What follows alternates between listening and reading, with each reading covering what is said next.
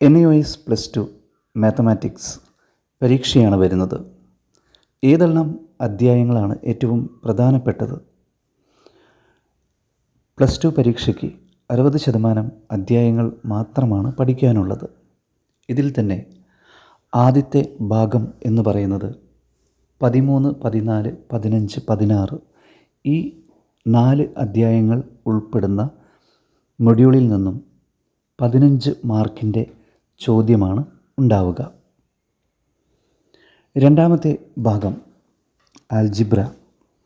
ആ മൊഡ്യൂൾ 20, 21, 22 3 അധ്യായങ്ങളിൽ നിന്നും 17 മാർക്കിൻ്റെ ചോദ്യങ്ങളാണ് ഉണ്ടാവുക. മൂന്നാമത്തെ ഭാഗമായ 23, 24 ഈ 2 അധ്യായങ്ങളിൽ നിന്നും 12 മാർക്കിൻ്റെ ചോദ്യമാണ് പരീക്ഷയ്ക്ക് ഉണ്ടാവുന്നത്. ഇനി നാലാമത്തെ ഭാഗം 8 അധ്യായങ്ങൾ ഉൾപ്പെടുന്ന 25, 26, 27, 28, 29, 30, 31, 32 തുടർച്ചയായ അധ്യായങ്ങളാണ്. ആ ഭാഗത്തു നിന്ന് പരീക്ഷയ്ക്ക് 30 മാർക്കിൻ്റെ ചോദ്യങ്ങൾ ഉണ്ടാകും. 33, 34, 35, 36 4 അധ്യായങ്ങൾ ഉൾപ്പെടുന്ന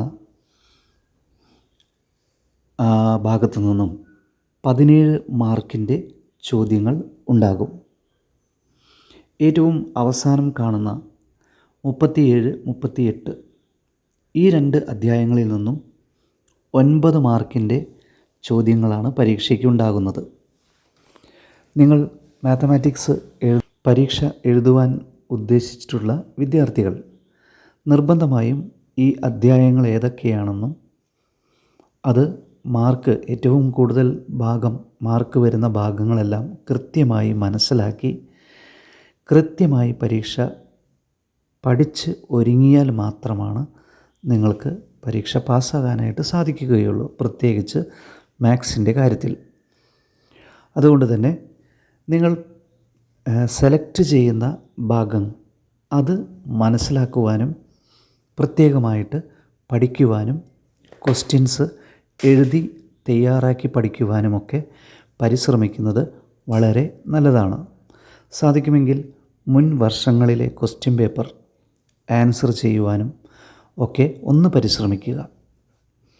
ഇനി പരീക്ഷയ്ക്ക് ചോദ്യങ്ങൾ ഏതെല്ലാം രീതിയിലാണ് ഉണ്ടാവുക?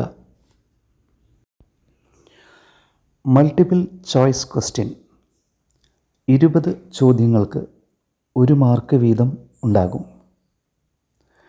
മറ്റൊന്ന് ഒബ്ജക്റ്റീവ് ടൈപ്പാണ്. 2 മാർക്കിൻ്റെ 4 ചോദ്യങ്ങൾ ആയിരിക്കും പരീക്ഷയ്ക്ക് ഉണ്ടാവുന്നത്. ഇനി ഷോർട്ട് ആൻസർ എഴുതാവുന്ന രീതിയിലുള്ള 4 ചോദ്യങ്ങൾ 4 മാർക്കിൻ്റേതായി ഉണ്ടാകും. ഒബ്ജക്റ്റീവ് ടൈപ്പ് ക്വസ്റ്റ്യൻ തന്നെ 6 മാർക്കിൻ്റെ ചോദ്യം ഒരെണ്ണം നിങ്ങൾക്ക് പ്രതീക്ഷിക്കാം. ഷോർട്ട് ആൻസർ ആയിട്ടുള്ള 9 ചോദ്യങ്ങൾ 2 മാർക്കിൻ്റെ വീതം ഉണ്ടാകും. 5 ചോദ്യങ്ങൾ 4 മാർക്കിൻ്റെയും ഏറ്റവും അവസാന ഭാഗത്ത് 6 മാർക്കിൻ്റെ 2 ചോദ്യങ്ങളും ഉണ്ടാകും. അങ്ങനെ ആകെ 45 ചോദ്യങ്ങൾക്കാണ് നിങ്ങൾ ഉത്തരം എഴുതേണ്ടത്.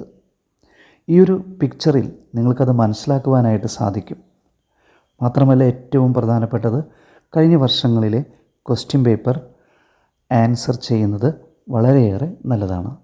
Okay, thank you.